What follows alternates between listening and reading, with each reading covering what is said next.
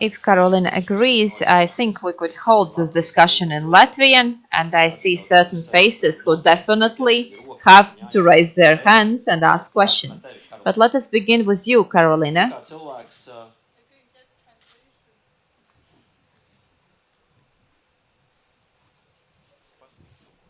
Has anything changed? Can you hear? So let us begin with you. You are a person who probably has most experience.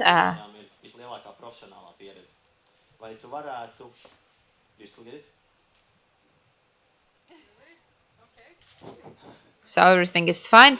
Can you maybe comment on what you heard from Justine, Sandra and Davis? Maybe you have some critique, or maybe you would like to offer some commentary or recommendations for future. And then we could continue with other speakers and listen to their opinions. So your recommendations for the rest of the cases?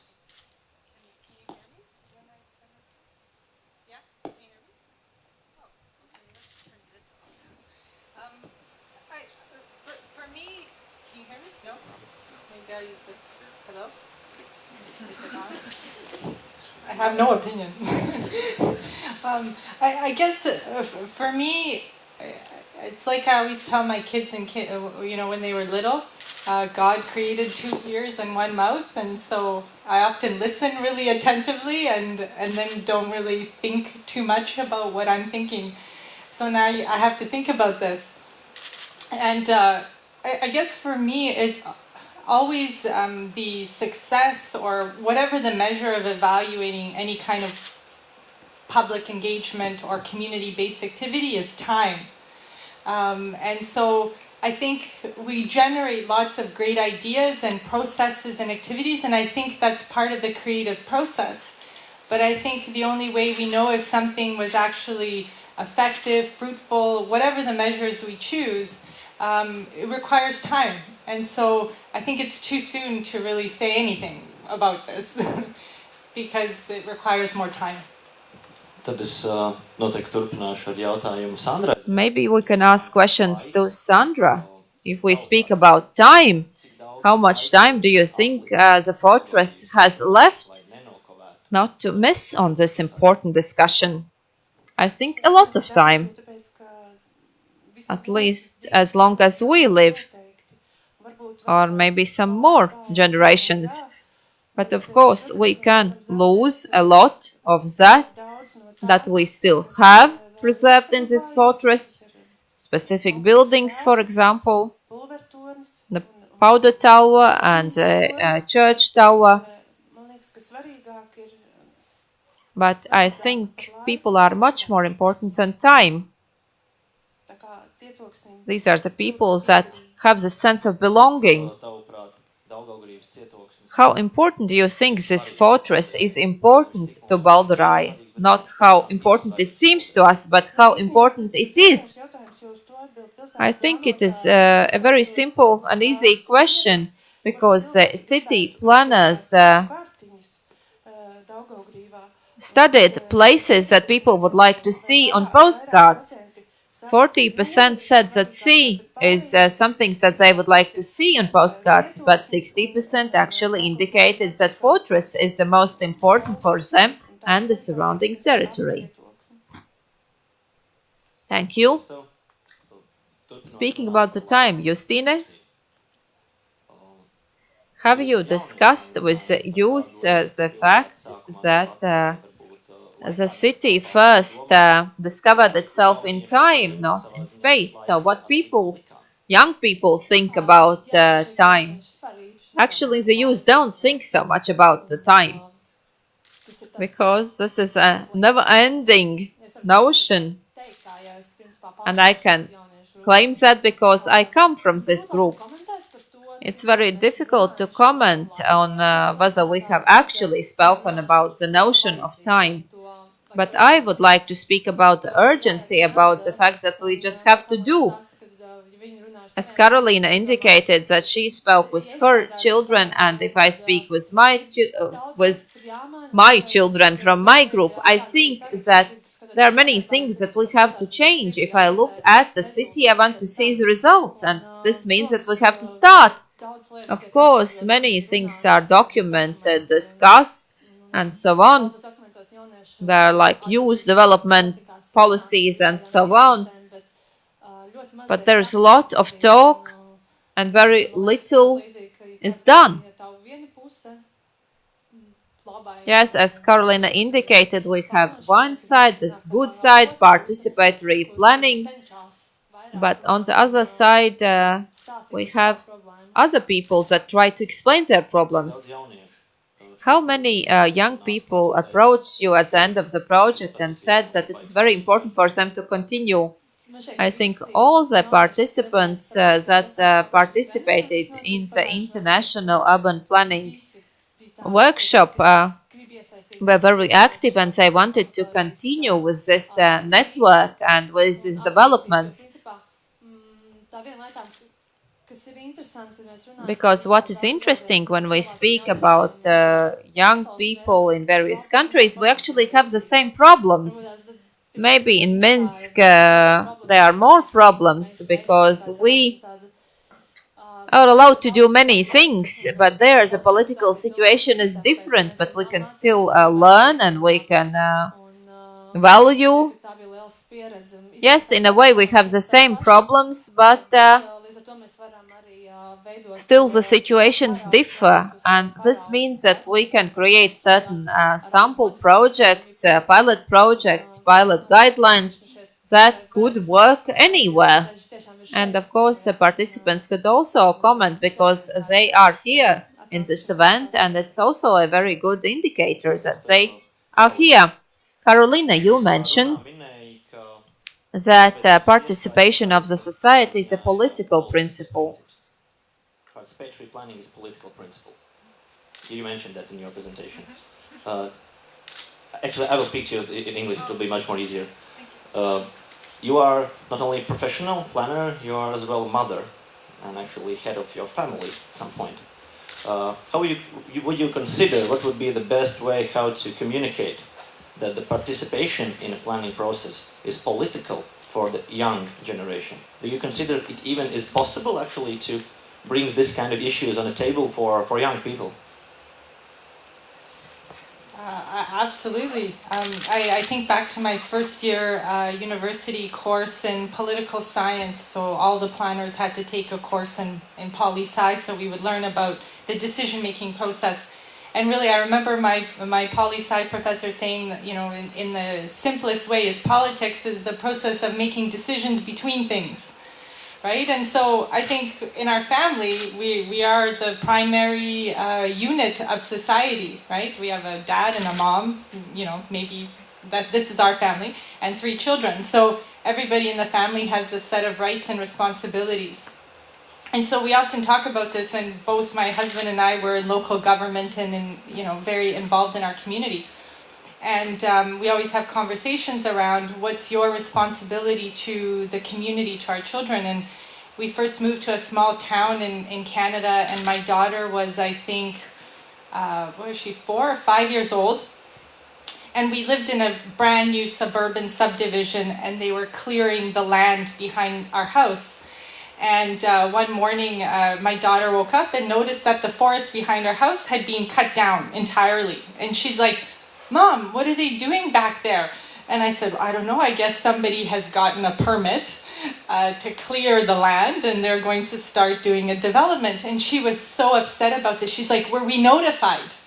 And I said, I don't remember. Well, and her dad was the town manager at the time, so the municipal administrator, right? And I said, well, I don't know. I don't remember receiving a notice or anything, but, you know, I'm sure they followed the proper process. We just moved into the community. And she said, "I don't like this, Mom. We had a nice forest and now it's gone. And I think we should find out why." So she made me go to the town hall that morning. We got dressed. We went to the office, to the front counter, and she asked the lady, "I live at this address and I want to know why this forest has been bulldozed behind our house. And the lady's like, oh, okay, well, let me have a look at it. The secretary up front was kind of giggling because this was, the CAO's daughter. And I'm standing there, trying to encourage her to be involved in community. And then, lo and behold, a couple hours later, I get a call and they said, thank you for letting us know because the person or the landowner actually didn't get permission to do that. And we had a long conversation that night about, how we have to be aware of our environment, what's happening around it, and really, and become part of that environment. So, at our dinner conversations, this is pretty normal practice. So, I think it starts in the home with our families and our children and it's a long-winded answer. Okay, thank you. Sandra, Dāvi. Sandra, Davis, considering what Carolina just told, how do you see the future of the festival, especially considering that fact that you have very interesting events? So this festival calls itself festival, so this is not the festival, the regular festival, how we imagine it. So this festival is now a part of a never-ending process, visited not only by children, grown-ups, or someone else. Yes, this festival was visited not only by the youth. I cannot judge about the average age, but we had parents, we had children, we have elderly people. I think our festival has two very important aspects. One aspect is the location, the integration of this location into the overall space, a way to maintain and develop this space. And the other aspect is related to experimentation with how we can create the future society. How can we test things that maybe are not so acceptable or realistic nowadays? But in this micro society that is formed for these few days, I think it is much more possible. For example, don't eat meat for 4 days in the territory of the festival. And practically, this is how we solved maybe 100 or 200 cattle. Yes, maybe during the next festival we will have 3 sinful hours during which those who want to eat meat will be able to do that. But before we can start experimenting on larger groups, I think we should do that with smaller groups to see all the benefits and to see other results. I would also like to add, with regards to comments,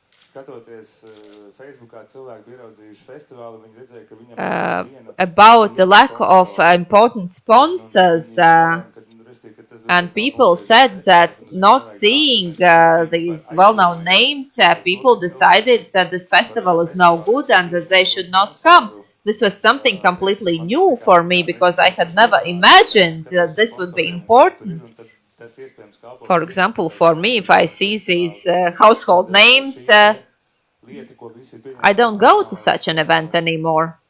Because, for example, in the Thesis City Festival, people think that it is quite normal that when we organize a free event for the people paid by us, and on the other side, from the central stage, we have Philip Morris stand, and they distribute Hawaiian necklaces all around, and people just keep walking in the city with these strange ornaments. And this event suddenly becomes an advertising campaign for Philip Morris. I think we should develop this culture further and develop a critical approach to how we live in our societies. So this was with regards to future visions. Questions, comments, maybe some criticism?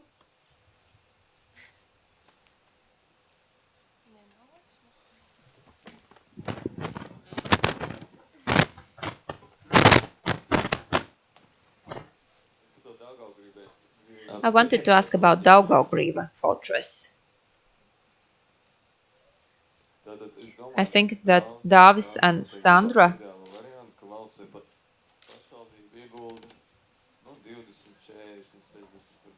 in an ideal life would like to see that the city invests many millions to restore this fortress, but I don't think that this will happen because it's 22 hectares close to the sea and there'll be some other interest.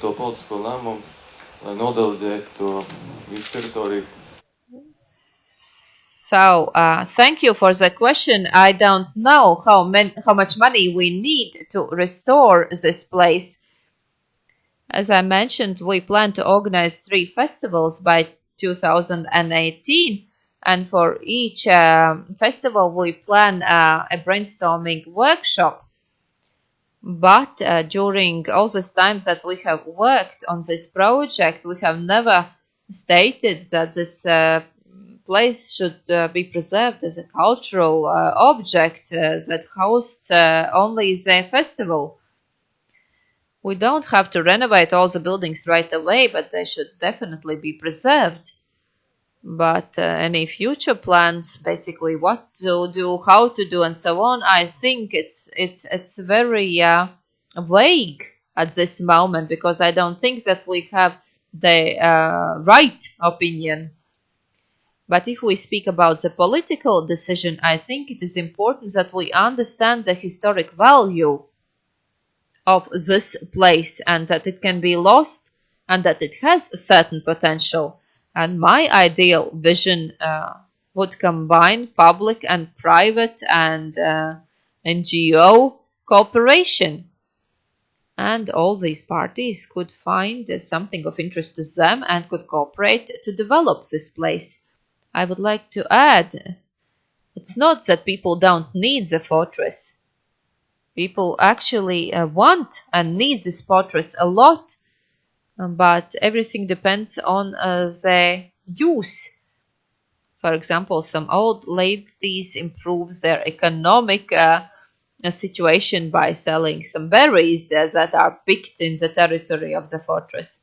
There are some people who pick apples and sell them in the market and thus contribute to the local economy. But once a week, there are people who come to the fortress no less than once. There are people who are interested what could be done in the fortress and whether they can get it. So it's just a myth that people don't need the fortress. People need the fortress as a place to seize it, to take to themselves, to own it, as it happened during the first or the previous 20 years. But what we understood from the festival is that the future of the fortress would not entail somebody like the state coming and giving money. It is not that we expect that this money will be given to us. We try to make small steps, first and foremost, to prevent the fortress from being torn down, from falling apart. The first thing that the fortress is needed is a concept created by the interested parties on how and what things will be done. But before that, a very in-depth review of the situation should be carried out. We have to understand what we own. Because, for example, when discussions on the territorial planning are held, many representatives of the city council actually do not know about what we speak, what details are important with regards to this fortress, and that complicates the situation. I think we have 3 questions, if I'm not mistaken. Okay, a short question. The privatization office is thinking to sell the fortress or is thinking to give for a private entrepreneurs the right to use the fortress, because it has 2 different consequences. It's a bureaucratical labyrinth that it serves that by the status they need to privatize it, but as it is a heritage kind of monument, they can't privatize it. So it stands. They have no status and no possibilities to do anything with it. So they have to give it away to or municipality or cultural ministry or economical ministry or something. But this process of deciding and letting it go out of there, because nobody wants to take it, because it comes with the responsibilities to renovate it, to invest, to stuff. So it's stuck. And this is why we are like pushing and then kind of rising up the awareness that you need to decide. Like we need to decide. Yeah, yeah, exactly. Because the two issues have very different consequences. If they sell the property, it's not possible, like you say. Some countries, for instance, like Uruguay, they decide that in the privatization, in the contract of the privatization, there is a sentence that if the community doesn't agree with the manager the privatization company, the company should back the property to the state just with a referendum. For instance, that exists in the contract. Then they privatize some properties of the state, but the companies are very careful with the community. And in the second case, if they just give the use for a private entrepreneurs, also can participate the community. And they can divide in several different places to give several different entrepreneur or social communities organization in the way to manage the fortress in the next years. Because it's not just black and white, this process of privatization. Yeah?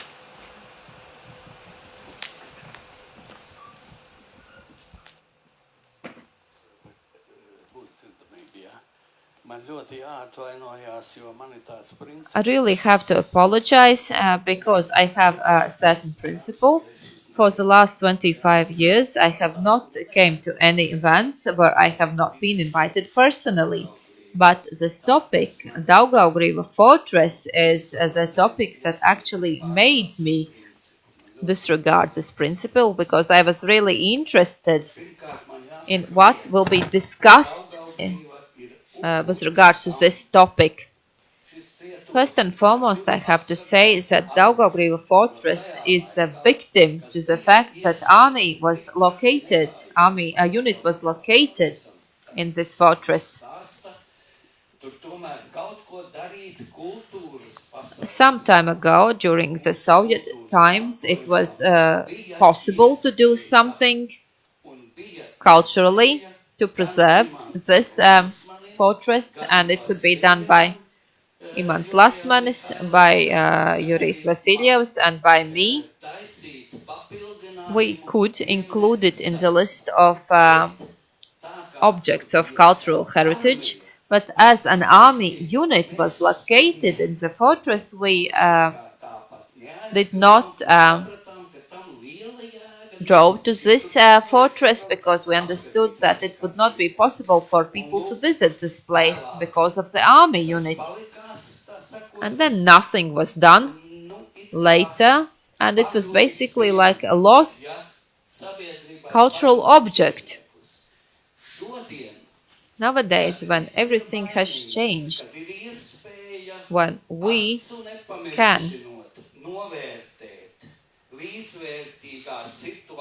see what has happened in Daugavpils fortress, and if we look at Daugavpils, then the situation, I think, is quite surprising because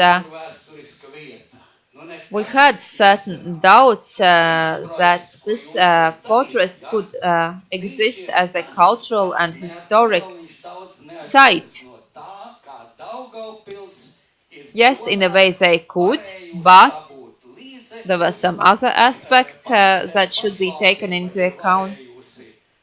Municipality participated in the restoration. The state also provided some financing. They could receive certain financing from some projects.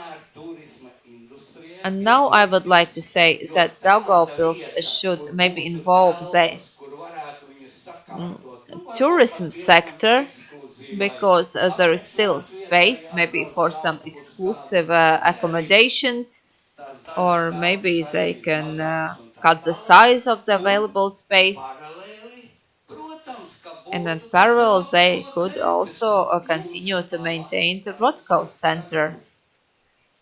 Līdzībās, ja, tas nozīmē, ka pie šī te jūsu pasākuma un pie And if we speak about your fortress, I think you could link this cultural aspect with some other possibilities, and this would allow to find financing if, for example, the society would agree.